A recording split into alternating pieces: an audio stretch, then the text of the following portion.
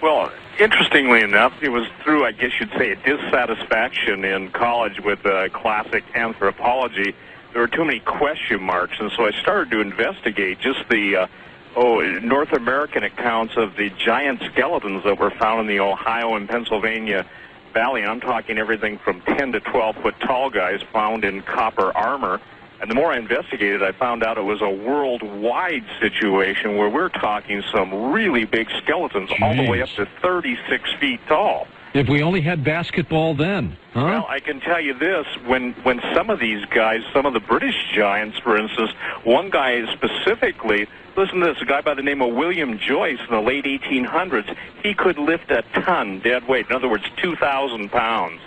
And you're only talking about a guy that was 8 feet tall. So I think the situation that most people find in history is there are too many question marks. And when you're looking at the temples of the world, and you're looking at all of the, what would you say, the answers that are out there that seemingly are, swept under the rug, I think it becomes apparent that for some reason, someone doesn't want the issue of giants brought up, and that's why I spent 3 decades dealing with it. And as you know, the book has got on the front cover a British explorer with 2 12-foot giants from Kashmir standing over him. Now, again, this was in the late 1890s, and as early as 1970, in the jungles of the Amazon, there have been actual reports of people running into very shy natives who are in excess of 9 feet tall. How tall do you think the little guy is in the middle on your cover of your book, Genesis 6? According to they claim he's right at 6 feet. When I got that from a group of people in London that have the only photos of these guys around. Also in the book, I have a picture of a 12'2" Irish mummy. And it's fascinating because, later in the show we can get into the mummy issue, but the point that's fascinating is if you take guys that are all the way up to 36 feet tall, 20 feet tall, the Emperor of China had 2 15-foot guards. Charlemagne himself was surrounded by rather large individuals. We have a Roman emperor named Maximinius who was a giant himself. His wife's bracelet, George, would fit around his thumb. We're talking about people that are, we're talking about people with big egos, big appetites, and incredible strength. We're not talking about the medical situation that you see sometimes on the History Channel where they show giants as being these guys that don't live very long, obviously like Andre the Giant, who was a wrestler. Right. We're talking about guys with unbelievable strength, unbelievable knowledge, and unbelievable wisdom. On the website, I even show some of the Incan kings, I-N-C-A-N, Inca, from the Inca Empire, basically in the museums of Peru, that have 4 to 5 times the cranial mass of a standard human skull. So we're not only talking about big guys, we're talking about people with incredible intelligence, and we're talking about an answer that obviously classical anthropology and archaeology, these guys don't want to deal with this. I think it was David Hatcher Childress that coined the word Smithsonian Gate. In other words, a cover-up of history that's rather pronounced. And when you begin to dig, as I began digging over 30 years ago, you can find out that the reports of newspapers in America, of newspapers around the world. Interestingly enough, after I did the last show with Art, somebody went on the website and they sent me from Eastern Europe, they've already sponsored I guess you say an undertaking to go into some of the caves where they found a whole, basically, cavern of giant skeletons. And in the New Ancient American, which is a magazine that's put out in America, they found the most contemporary find. It's someplace in desert Southwest, and it actually shows the pictures of the giants, shows the cave, etc. So basically, interestingly enough, too, is that when you look at this, you see that there is a very, very, how should I say, skittish archaeological base out there that doesn't even want to deal with this. Well, do you think, Stephen, that these giants were regular offsprings of people, or that they popped up in a very unusual way, depending on the percent of population at the time? Well, first of all, I believe that the reason I use Genesis 6, let me read this and then I'll comment. All right. Genesis 6, 1, 2, and 6 are kind of interesting because it gets into the whole alien, the whole Nephilim, the whole Zechariah, Sitchin, Anunnaki. But let me read it. It says this: "And it came to pass when men began to multiply on the face of the earth, and daughters were born unto them, that the sons of God saw that the daughters of men, that they were fair, and they took them wives, all of which they chose.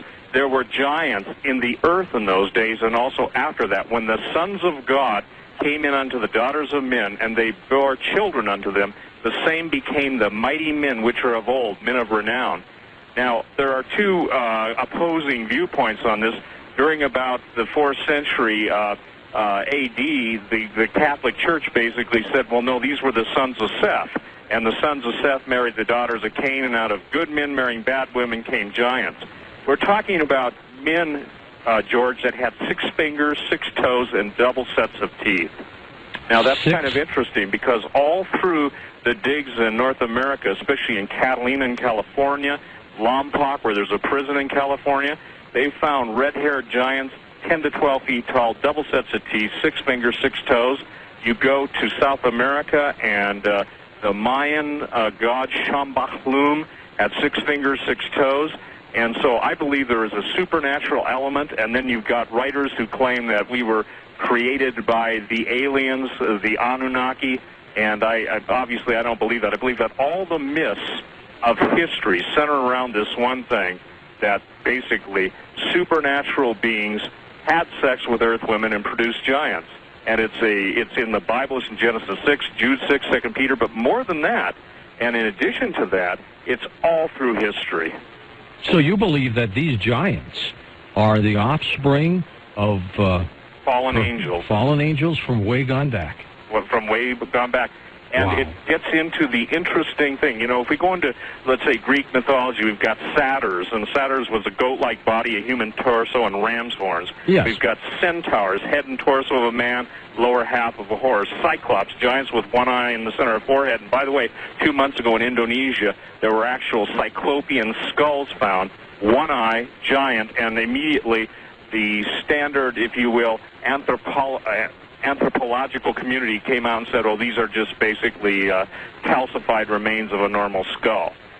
We've got tritons, mermaids, minotaurs, chimeras or chimeras, and it's interesting because there's actually a patent now with the U.S. Patent Office that combines human DNA and animal DNA. So when we've got a supernatural element inserted into the equation of, in essence, fallen angels even having sex with animals, and by the way, this is ancient Sumerian text, it's ancient Babylonian text. This is something that is through history. It begins to explain a lot of where the myths came from. Let's get into Genesis if we can without the biblical and religious twist to it. Sure, but I'm really talking about it from a historic aspect. Exactly, and let you interpret some of this for us, because it is there for people to read, and you've been able to pull that out when you have written about it in your book. But it is there, and it has gone on since the beginning of time here, hasn't it? It has, and you know, it's interesting because, again, you know, you have from just the Genesis account of these fallen angels having sex with earth women, producing, again, a race of incredible people. You know, everybody's heard of David and Goliath, yes. But what they don't know is that Goliath had, you know, 4 brothers, and these guys all had 6 fingers, 6 toes. There's a guy named Og, O-G, not a hard name to remember, and some scholars place him at 18 feet tall. So from the Genesis account in the Old Testament through all of the the historical accounts through the different continents, whether you're dealing with South America, whether you're dealing with North America, the Europeans, the Asians, the Australians, the Greeks, everybody has got their records, their bones. And, you know, interestingly enough, the Aztecs, and there was a lot of chronicling of the Aztecs by different Spaniards that followed, especially their priests that followed the conquistadors. And basically, the Aztecs said their entire civilization was built by giants. Tiwanaku in Bolivia, up by Lake Titicaca. The point is that they have fantastic architecture that still no one can explain. Baalbek, the giant cities of B-A-S-H-A-N, Bashan, which were called the cities of the giants. So I'm talking about a time period when there were some really big guys. And see, in classic anthropology, classic archaeology, this stuff is basically taboo. They won't deal with it. And it's fascinating because when you go even to 1905 in the Phoenix Gazette, there are actual full front-page stories about a gentleman from the Smithsonian named Kincaid who actually found caverns with giant statuary from Egypt, etc. And when people have tried to investigate, David Hatch, Childress, and others, I mean, it's fascinating. They hit a dead wall. It's kind of like the scene, you know, on Raiders of the Lost Ark, where the Ark gets placed in a giant warehouse only to be forgotten. So I think it's time for this stuff to come out, because what I'm concerned about, and again, we can get to that, is the genetic engineering consequences of this. The British Museum a couple of years ago had an interesting article. They said, can Ramses II live again? We all remember the theme of Jurassic Park. DNA obviously brought back the dinosaurs. But now we're talking about the possibility of bringing back, you know, long-lost men of renown, and it's fascinating. I believe the Human Genome Project has a lot more, what would they say, the sinister purposes than most people might imagine.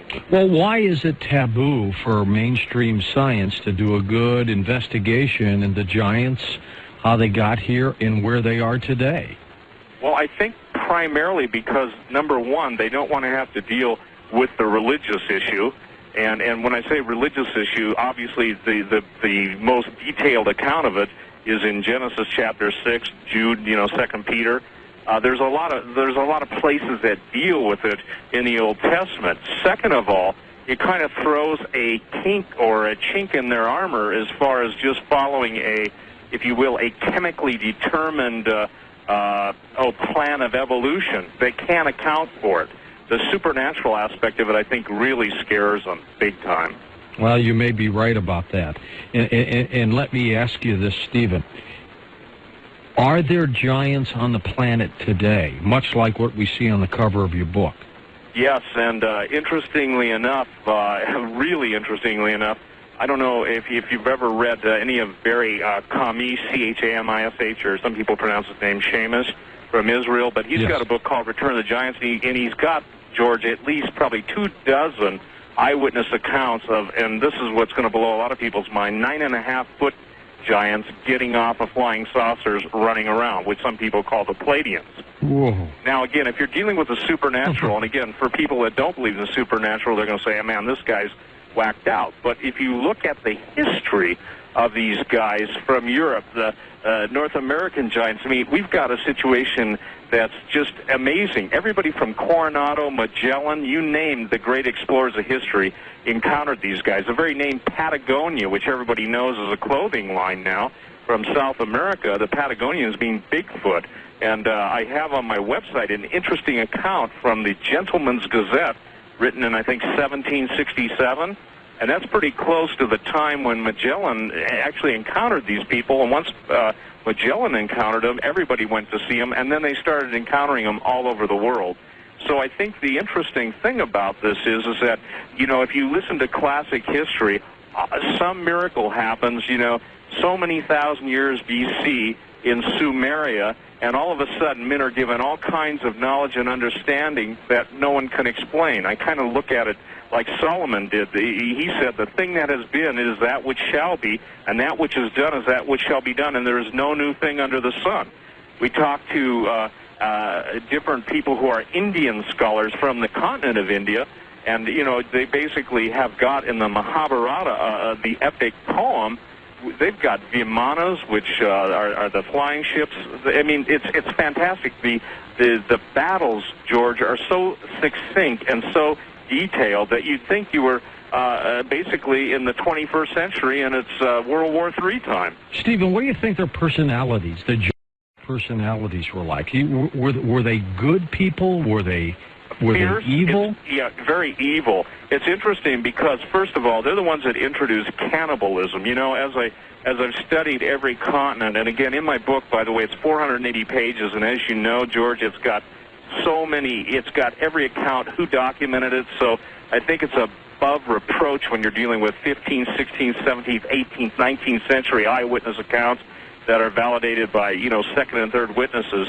But their personality was kind of interesting. When Caesar was encountering them in his campaigns in Europe and stuff, their voice was so shrill that it sounded like, as one chronicler said, it sounded like the voice of a harpy. Another thing is that their prowess, if you will, just their they live to fight and die. In the book, I chronicle some pretty gruesome, we don't need to go into it, but some of the gruesome habits these guys have, and basically they were pretty horrific people.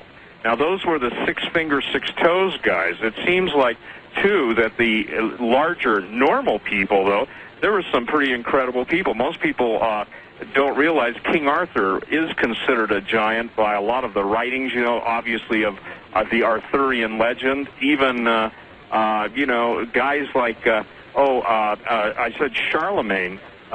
Interesting. He stood 8 feet tall, and he had a whole... How tall was Arthur? 9 feet. King Arthur was 9 feet tall? Yep. No wonder it was easy for him to pull that sword out of the rock when he was a kid. Yeah, it sort of puts a whole new twist on history. And, this is fascinating because, again, when you're talking about, what can a power lifter nowadays, a weightlifter do? Really, can they do like 400 pounds dead, straight lift? I don't know.